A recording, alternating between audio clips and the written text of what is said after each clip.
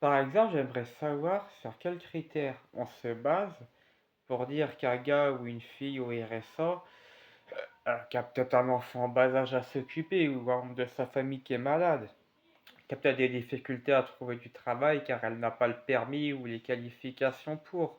Parce que les patrons, il y a beaucoup d'exigences de retour à l'emploi, mais on fixe pas de limite. Les patrons ont le droit d'être exigeants sur qui travaille ou non dans leur entreprise.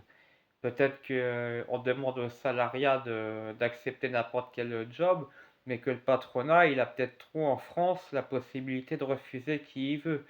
Alors, si la personne elle a un casier, qu'elle n'a pas le permis, qu'elle n'a pas les diplômes, et que le patronat, il a le loisir d'embaucher qui il veut, déjà, on va jamais s'en sortir déjà d'une. Deuxièmement, sur quoi on se base pour dire que quelqu'un qui fait 17 heures au secours catholique, au secours populaire, à la Croix-Rouge, Resto du Cœur, SPA et j'en passe, qui fait 17 heures pour apporter un petit peu à la société aussi. Et d'ailleurs, il y a même des gens au RSA qui le faisaient déjà, même avant que la loi soit en vigueur. J'ai été bénévole au Resto du Cœur, la loi n'était pas en vigueur. Au Resto du Cœur, le secours populaire à Lons, le secours populaire c'était à Lons, c'est le Resto du Cœur à Chalon. Dans le Pas-de-Calais en Vendée, j'ai connu des gens au RSA qui étaient bénévoles, qui étaient très volontaires, qui mettaient la main à la pâte alors qu'ils touchaient le RSA et c'était des travailleurs dans les associations de bénévoles. Donc en quoi un fonctionnaire d'un conseil départemental devrait avoir plein de cadeaux, des voyages. Alors, on sait que les fonctionnaires de la poste, tout ça, ils ont des voyages gratuits, ils ont des bonus gratuits, tout ça. Alors ils en font peut-être des fois moins que quelqu'un qui soulève des meubles, qui porte des charges au secours catholique ou qui décharge des camions alimentaires, ça c'est sûr. Deuxièmement, ah, on n'aurait pas le droit de gratifier 17 heures de bénévolat ou un stage d'entreprise, parce que sur les conventions de stage, avant d'être à la MDPH, j'ai fait des stages, j'ai lu ce qui était écrit.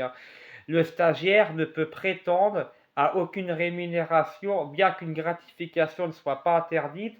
Le stagiaire n'est pas en droit de demander une rémunération à son employeur. C'était clairement marqué noir et blanc sur les conventions de stage. Quand j'avais 17-18 ans, je me rappelle très bien aujourd'hui, et ça doit encore être le cas aujourd'hui. Mais par contre, on fait des cadeaux volumineux. C'est Noël, hein. Tu me diras, ça peut être des cadeaux volumineux à des colons comme Bolloré. On fait des cadeaux à des multimilliardaires comme Bernard Arnault, mais à hauteur de milliards et de milliards. On a offert 100 000 ans de RSA à Bernard Arnault. Mais les fonctionnaires du conseil général trouveraient indigne qu'un bénévole du secours populaire, du secours catholique, ait un petit billet de 50 en plus de son RSA. Ça serait indigne qu'il soit payé en nature avec des denrées alimentaires qui de toute façon partiraient à la poubelle. Et ils préfèrent les javeliser pour être bien sûr qu'aucun bénéficiaire et qu'aucun bénévole ne les récupère à la fin.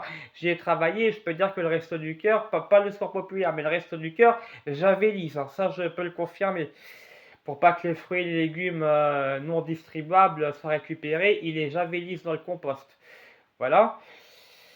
De deux, il y a des meubles, il peut y avoir des vêtements qui sont là depuis des mois et des mois, que des fois aucun bénéficiaire ne veut.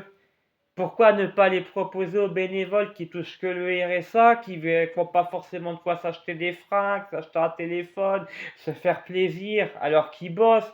C'est des êtres humains, ils bossent autant que Bolloré, ou autant que les fonctionnaires, ou autant que les gens à l'Assemblée nationale, ou autant que Jordan Bardella, que l'autre, là, le malade, là, le cancéreux, là, Édouard Philippe, ils bossent autant que Macron, voire même plus que Macron.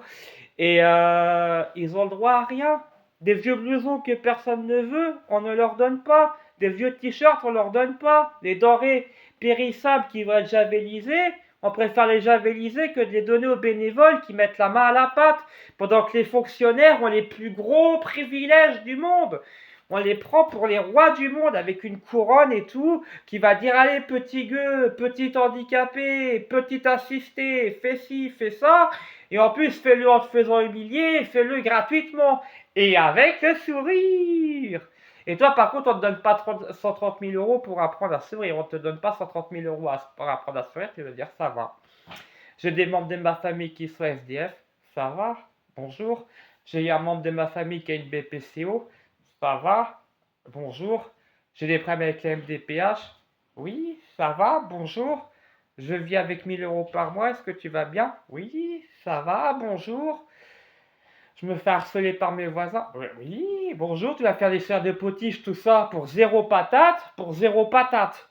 Et d'autres qui foutent rien, 130 000 € pour faire ça.